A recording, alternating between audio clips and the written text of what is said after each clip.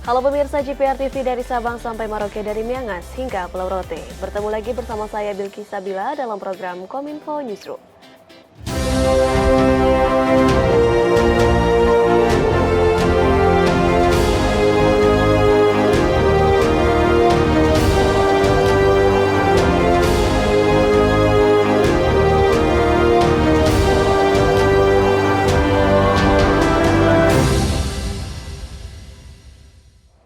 Inilah Kominfo Newsroom selengkapnya. Pemirsa, Menteri Perdagangan Zulkifli Hasan dan Satgas Pangan menemukan gudang minyak goreng terbesar di Cilincing, Jakarta Utara yang menimbun sebanyak 500 ton minyak kita kemasan botol. Ratusan ribu liter minyak kita ini merupakan produksi Desember tahun 2022.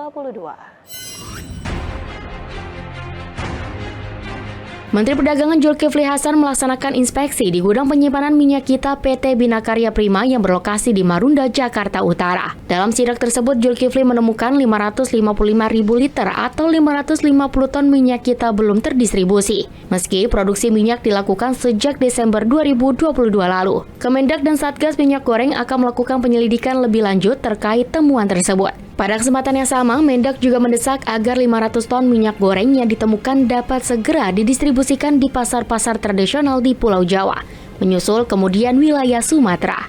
Mendak juga mengingatkan kepada para pengecer agar tidak menjual minyak kita dengan harga di atas Rp14.000 per liter. Jika menjual harga di atas ketentuan, maka Satgas dari Kemendak akan melakukan penyitaan. Sementara itu pemirsa, Menko Kemaritiman dan Investasi Luhut Binsar Panjaitan meresmikan pabrik daur ulang botol plastik di kawasan industri Cikarang, Jawa Barat. Pabrik daur ulang ini didukung langsung oleh Coca-Cola Euro-Pacific Partner Indonesia dengan investasi mencapai Rp556 miliar.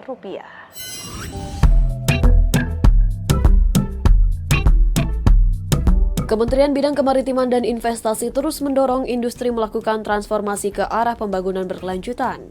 Salah satunya melalui prinsip penggunaan sumber daya yang ramah lingkungan, dapat diguna ulang dan berkelanjutan, serta memanfaatkan sampah sebagai energi alternatif. Menko Marves Luhut Binsar Panjaitan dalam peresmian pabrik daur ulang plastik PET mengapresiasi kepada PT Amadina Bumi Nusantara dan juga Yayasan Mahija Parahita Nusantara yang menjalin kerjasama dengan Coca-Cola Euro-Pacific Partner Indonesia dalam membangun pabrik daur ulang dan pemrosesan ulang botol plastik PET yang berlokasi di kawasan industri Cikarang, Jawa Barat. Pembangunan pabrik daur ulang dengan total investasi sebesar Rp556 miliar tersebut dinilai sebagai bentuk kontribusi pada aspek sosial dan lingkungan, termasuk untuk menciptakan Indonesia yang lebih bersih.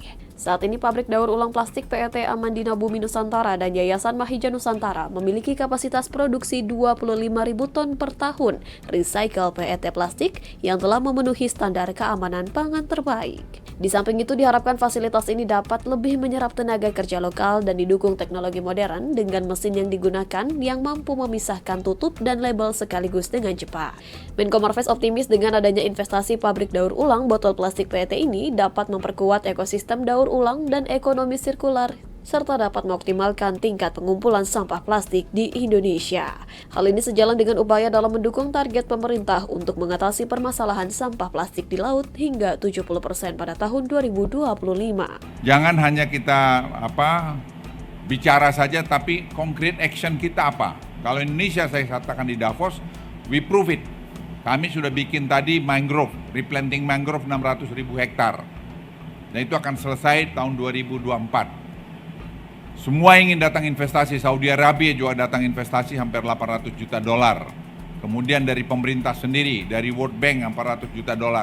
Jadi semua bahu-membahu bekerja ini. Karena ini bukan pekerjaan satu orang saja. Dan saya berharap juga kita semua bisa bersatu padu melakukan ini. Badan Siber dan Sandi Negara kembali mendukung keamanan transformasi digital 16 pemerintahan daerah melalui pemanfaatan sertifikat elektronik Balai Sertifikat Elektronik. PLT Sekretaris Utama BSSN menyebut perjanjian kerjasama ini diharapkan dapat memberikan dukungan dalam bentuk perlindungan data dan juga informasi bagi masing-masing milik pemerintah daerah. Badan Siber dan Sandi Negara melalui Balai Sertifikat Elektronik melakukan penandatanganan kerjasama dengan 16 pemerintah daerah. Kerjasama ini merupakan bentuk dukungan BSSN terhadap keamanan transformasi digital di 16 pemerintah daerah melalui pemanfaatan sertifikat elektronik Balai Sertifikat Elektronik. Balai Sertifikat Elektronik memiliki peran dan tanggung jawab yang sangat strategis di kancah nasional guna memastikan pertukaran informasi yang efisien dan aman. BSRE terus mengupayakan keberlangsungan dan peningkatan penyelenggaraan layanan Certification Authority untuk instansi-instansi penyelenggara negara. PLT Sekretaris Utama BSSN Susilo Wibowo menyebutkan, dengan adanya perjanjian kerjasama ini diharapkan dapat memberikan dukungan yang optimal, khususnya dalam pelindungan data dan informasi masing-masing milik pemerintah daerah dalam rangka percepatan transformasi digital, serta penerapan sistem informasi pemerintah berbasis elektronik. Adapun 16 pemerintah daerah tersebut yakni Pemkab Kerinci, Talaut, Langsa, Manado, Tidore Kepulauan, Gunung Sitoli, Aceh Barat, Bengkayang, Aceh Selatan, Musirawas Utara, Banjarbaru, Sibolga, Murung Raya, Morowali, Morowali Utara, dan Pemkab Aceh Timur. Melalui penandatanganan PKS ini, BSSN akan mendukung pelaksanaan penerbitan sertifikat elektronik, menyediakan narasumber dan pendampingan, memberikan dukungan teknis maupun non-teknis apabila terjadi suatu permasalahan penggunaan sertifikat elektronik, serta menyediakan dan sertifikat policy. Menteri Pertanian Syahrul Yassin Limpo memastikan ketersediaan dan pasokan beras dalam kondisi aman jelang Ramadan dan Lebaran mendatang. Selain memantau jalannya panen raya, Mentan berharap distribusi penggilingan diperkuat sehingga rantai pasokan secara nasional dapat terjaga.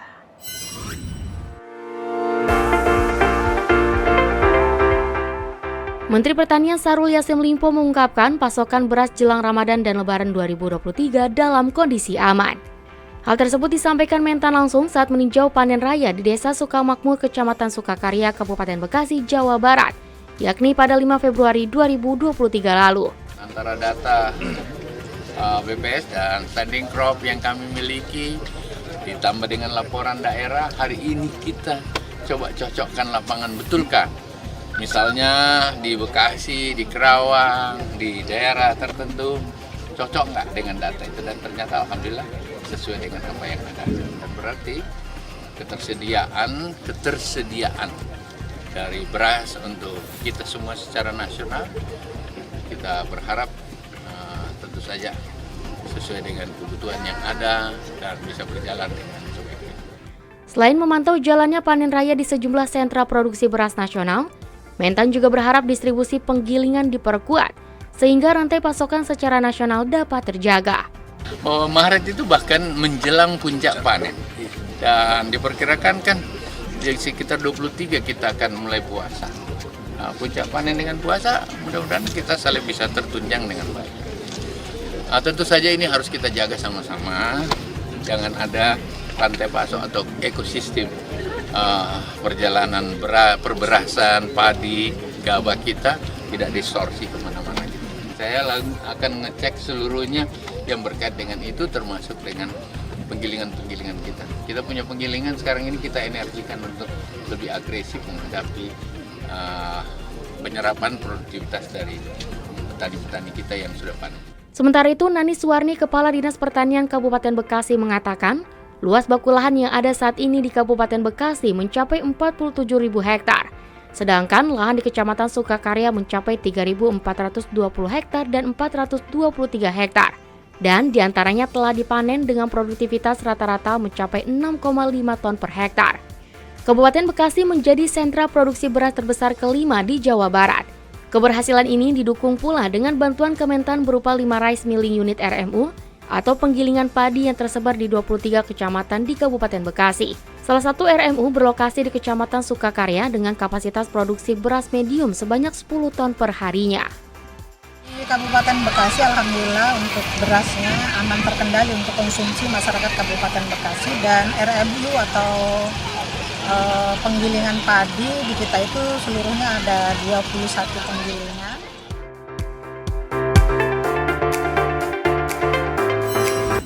Presiden Joko Widodo menghadiri rapat pimpinan TNI dan Polri tahun 2023. Dalam arahannya, Presiden menekankan perihal tugas TNI Polri dalam konteks ekonomi hingga politik.